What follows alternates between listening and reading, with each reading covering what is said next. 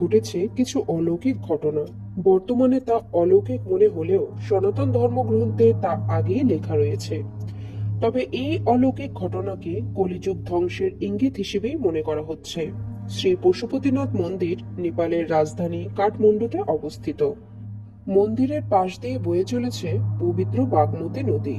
শ্রী পশুপতিনাথ মন্দিরে ভগবান শিব পশুপতি রূপে বিরাজমান। দৈবিক এই মন্দিরকে ইউনেস্কো ওয়ার্ল্ড হেরিটেজ সাইট হিসেবেও ঘোষিত করা হয়েছে।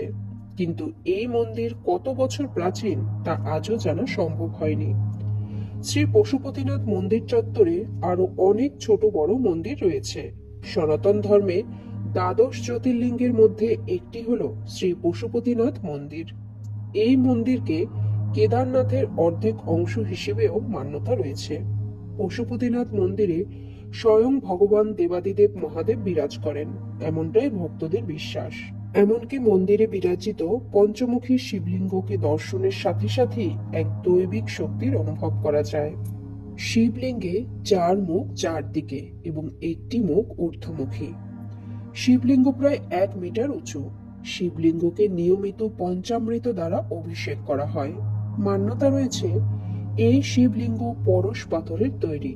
হ্যাঁ, ঠিকই শুনেছেন, যে পরশ পাথর লোহাকেও সোনায় রূপান্তরিত করে।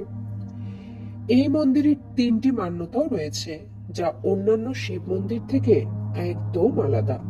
প্রথমত, যদি কেউ একবারও শ্রী পশুপতিনাথকে দর্শন করে তবে পরবর্তী কোনো জন্মে তাকে পশু যোনিতে জন্মাতে হবে না। দ্বিতীয়ত, যদি কেউ প্রথমেই শ্রী পশুপতিনাথকে দর্শন করে তবে পরে যেন আর নন্দীজিকে দর্শন না করে। এমনটা করলে তার পরবর্তী জন্মে পশু হয়ে জন্মাতে হবে। এই জন্যে পশুপতিনাথ মন্দিরে সর্বপ্রথম নন্দীজিকে দর্শন করে তারপর ভগবান শ্রী পশুপতিকে দর্শন করা হয়। তৃতীয়ত, মন্দিরের ভেতরে একটি ঘাট রয়েছে, যেটি আর্য ঘাট নামে পরিচিত। কেবল এই ঘাটের জল দিয়েই শ্রী পশুপতিনাথকে অভিষেক করা হয়। অন্য কোনো জল দিয়ে অভিষেক করা যায় না, একেবারে নিষিদ্ধ। এবার সেই রহস্যময় মূর্তি, যা মাটি ফুঁড়ে বেরিয়ে আসছে। শ্রী পশুপতিনাথ মন্দিরের পূর্ব দিকে এবং বাগমতী নদীর ডান দিকে আর্যঘাটের পাশে রয়েছে বিরূপাক্ষের এক রহস্যময় মূর্তি। বিরূপাক্ষের এই মূর্তি নিয়ে এক মান্যতা রয়েছে। বিরূপাক্ষের অর্ধেক শরীর মানে কোমর থেকে মাথা পর্যন্ত রয়েছে মাটির উপরে এবং অর্ধেক শরীর রয়েছে মাটির নিচে। মান্যতা অনুসারে এই মূর্তি ধীরে ধীরে মাটি থেকে বেরিয়ে আসছে, আর যে দিন এই মূর্তি সম্পূর্ণরূপে বেরিয়ে আসবে সেদিনই শেষ হবে কলিযুগ।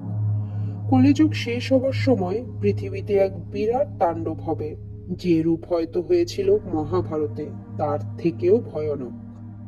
কিন্তু এই মূর্তি এত বিশেষ কেন? কে এই বিরূপাক্ষ? বিরূপাক্ষকে ঘিরে সনাতন ধর্মগ্রন্থে রয়েছে একাধিক কাহিনী। পৌরাণিক মান্যতা অনুযায়ী বিরূপাক্ষ নেপালের কিরাট সম্প্রদায়ের দেবতা ছিলেন।